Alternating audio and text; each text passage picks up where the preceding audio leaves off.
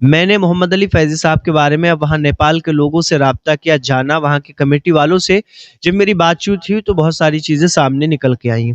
پہلے میں آپ کو محمد علی فیضی صاحب کی کال ریکارڈنگ سناتا ہوں، آپ اس کو سنیے۔ میں کوئی بات تو فون پہ نہیں کرنا چاہتا ہوں، لیکن آپ پوچھ رہے ہو، آپ کو بتا دیتا ہوں۔ حالانکہ میں نے اس سلسلے میں کسی سے فون پہ کوئی بات نہیں کی۔ بہرحال میں آیا بہت لمبا سفر کر کے، اور چونکہ بارڈر پار کرنا تھا تو ہر حال میں 7 بجے سے پہلے مجھے بھنسار کروا کے بارڈر کراس کرنا تھا۔ اب میں وہاں پہنچا، میں نے گاڑی بھنسار کروائی اور میں 8 بجے جلسے میں پہنچے سے ہی 3 4 5 لڑکے آئے میرے پاس کمرے میں اور بولے کہ آپ تیار ہو جائیے۔ تو اب جب وہ لوگ کمرے سے چلے گئے تھے محفظان وغیرہ، تو میں لیٹ گیا تھا۔ اب میں نے کہا بھائی آپ لوگ جاؤ، ابھی جب میرا ٹائم ہوگا تو مولانا تبریز صاحب آئیں گے اور جب وہ آئیں گے تب میں چلوں گا۔ انہوں نے مجھ سے یہی بات کہی۔ خیر وہ لوگ چلے گئے، پھر کچھ لوگ آئے 5 7 منٹ میں، ان کو بھی میں نے وہ بات سمجھا دی۔ پھر وہ لوگ چلے گئے، پھر کچھ لوگ آئے، بطول اے بیٹا خاموش ہو جاؤ۔ پھر کچھ لوگ آئے۔ اب وہ لوگ جو آئے تو ان لوگوں سے میں نے جب یہ بات کہی کہ بھائی مولانا تبریز صاحب نے ہم سے کہا ہے کہ حضرت آپ آرام کیجئے، جب آپ کو پڑھنا ہوگا تو ہم لے چلیں گے، تب آپ چلیے گا۔ تو بولے ان لوگوں نے کہا کہ مولانا تبریز ذمہ دار ہیں کہ ہم لوگ ذمہ دار ہیں، کمیٹی کے ہم لوگ ہیں، چندہ ہم کریں اور مولانا تبریز آپ کو لے جائیں گے؟ مولانا تبریز کون ہے؟ تو ہم نے کہا یار یہ ایک جلسے کے کئی مالک ہیں کیا؟ تو میں نے کہا بھائی ابھی مولانا فیضان کی تقریر بھی نہیں شروع ہوئی ہے، مفتی رفیق صاحب کی پوری تقریر بچی ہوئی ہے، 2 تقریریں آپ کے پاس بچی ہوئی ہیں، مجھے تھوڑی دیر آرام کر لینے دو۔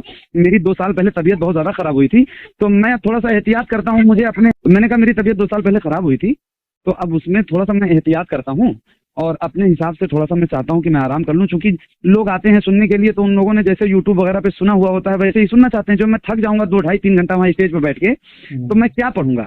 اچھا یہ بات لگ بھگ 11:15 بجے رات کی ہے اور مجھے پڑھنا ہے کب؟ 1 بجے 2 تقریریں ہو جائیں گی اس کے بعد، ابھی 11:15 بج رہے ہیں، اشتیاق نیپالی کھڑے بھی نہیں ہوئے ہیں، مولانا فیضان کی تقریر باقی ہے، مفتی رفیق کی تقریر باقی ہے، اس کے بعد مجھے پڑھنا ہے، آپ سمجھو۔ تو میں جب یہ بات ان سے میں نے کہی کہ مجھے تھوڑا سا آرام کرنے دو، آپ یہاں کے جو عالم ہیں ان سے میری بات ہو چکی ہے آلریڈی، اور انہوں نے یہ کہا میں آؤں گا بلانے تب چلنا۔ تو بولے وہ کوئی ذمہ دار ہے کیا؟ ہم لوگ کمیٹی کے ہم ذمہ دار ہیں، ہم جائیں گے بلانے کے، ہم لے جائیں گے اپنے حساب سے کہ ان کے حساب سے۔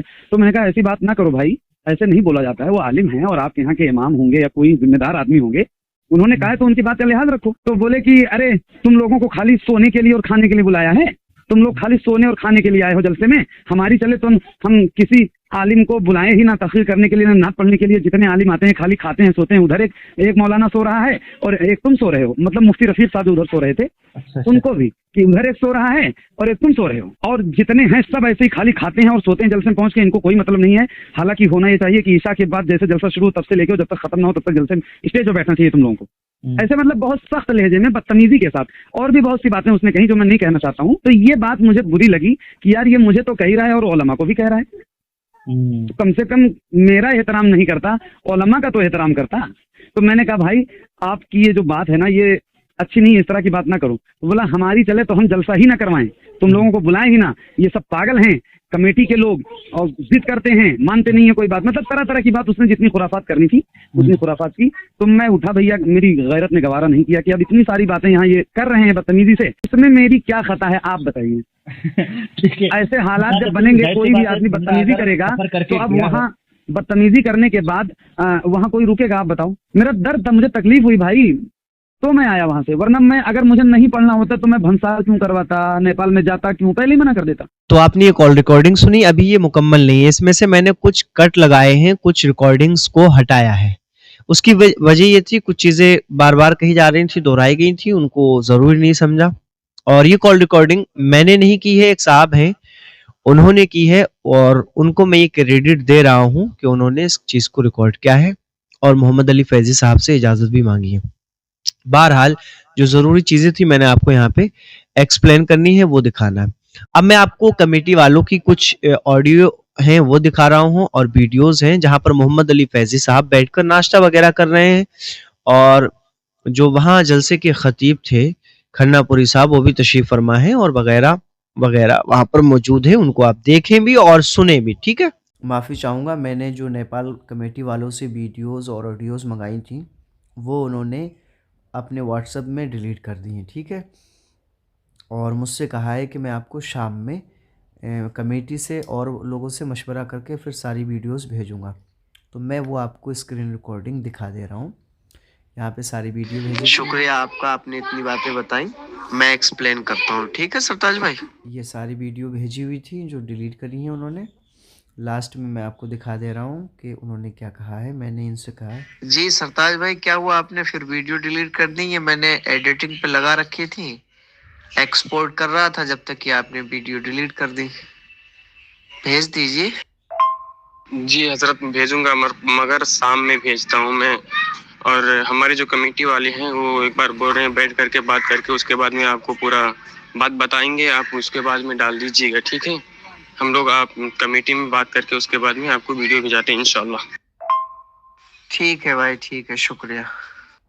यहाँ पर जो मोहम्मद अली फैजी साहब कह रहे हैं या जो कमेटी के हजरात कह रहे हैं, जैसे का सरताज शाह साहब ने हमें बताया है और उनसे हमारी बात हुई है, तो मेरी समझ में जो चीजें आई हैं वो ये आई हैं कि कमेटी वालों के दरमियान और मोहम्मद अली फैजी साहब के दरमियान जिस मसले पर बात हुई है ना, वो ये थी कि मोहम्मद अली फैजी साहब चूंकि जलसे वगैरह करते हैं, भाई मसरूफियत उनकी रहती है, तो उनको आराम और पर्सनली तौर पे थोड़ी तन्हाई वगैरह में उनको रूम वगैरह चाहिए होता है कि हम आराम करें, और यहीं से बात स्टार्ट हो गई होगी, क्योंकि ये लोग जलसे में वक्त पे पहुंचते हैं कि जब इनको पढ़ना होता है उससे जस्ट 10-15 मिनट पहले पहुंचते हैं।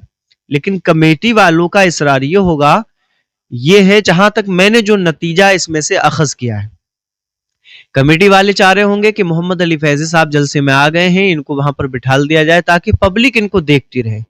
पब्लिक के सामने जब ये मौजूद रहेंगे, पब्लिक इनको देखेगी, तो पब्लिक जो है इनको देख करके वहां जमी रहेगी। अब इनका कहना होगा कि अभी तकरीरें नहीं हुई हैं, मुझे 1-2 घंटा ले जाकर वहां बैठा लोगे तो फिर जो है ये ठीक नहीं है, क्योंकि उन्हें लगेगा कि अभी पढ़ना ही नहीं तो फिर क्या बैठना, आराम करना है। लेकिन कमेटी वालों का ये कहना होगा कि भाई जब हम आपको पैसा दे रहे हैं, आपको बुलाया है, तो आप वहां चलिए। यानी कमेटी वालों को इनका लेटना और आराम करना वो ठीक नहीं लगा, और इनको कमेटी वालों का वो रवैया पसंद नहीं आया कि उनको वक्त से पहले इतनी देर ले जाकर मिंबर रसूल पे बिठालने के लिए वो जो कह रहे हैं। इसी में थोड़ी सी इन लोगों की बातचीत हुई है। उसके बाद तो फिर जो बातें आपको दिखाई दे रही हैं उसमें से फरीकैन अपने अपने दिफा में बात कर रहे हैं। मैं आपसे इतना कहना चाहूंगा कि शायरों की भी परेशानी समझा करें, और कमेटी वालों की तरफ से मैं ये कहूंगा कि शायर हजरात जो भी हैं वो भी कमेटी वालों को थोड़ा सा कमेटी वालों की बात को माने। उसकी वजह ये रहती है कि कमेटी वालों पे भी प्रेशर रहता है गांव के लोगों का, बस्ती वालों का, कि वो चंदा दे रहे हैं और वो कह रहे हैं, तो इसलिए कमेटी वाले भी जब भाई महीना 2 महीना अपना वक्त खर्च करते हैं, मेहनत करते हैं, तो वो भी चाहते हैं कि शायर अगर है या मुकर्रिर है तो उनकी मर्जी के मुताबिक थोड़ा सा अगर चल ले उस वक्त तो क्या है। तो दोनों लोगों को थोड़ा एहतियात और मोहतात रह कर के काम करना चाहिए। बहरहाल मोहम्मद अली फैजी साहब और कमेटी वाले जो हैं उनकी तरफ से जो जो बातें थी वो मैंने आपके सामने एक्सप्लेन कर दी। अब आप मुझे बताइए कि आप क्या कहेंगे इस पर, आप अपनी राय दें, आप अपनी बात रखें। मैं हर एक की कमेंट का जवाब भी दे रहा हूँ, मैं हर एक की बात का जवाब भी दे रहा हूँ और बता भी रहा हूँ मैं लोगों को।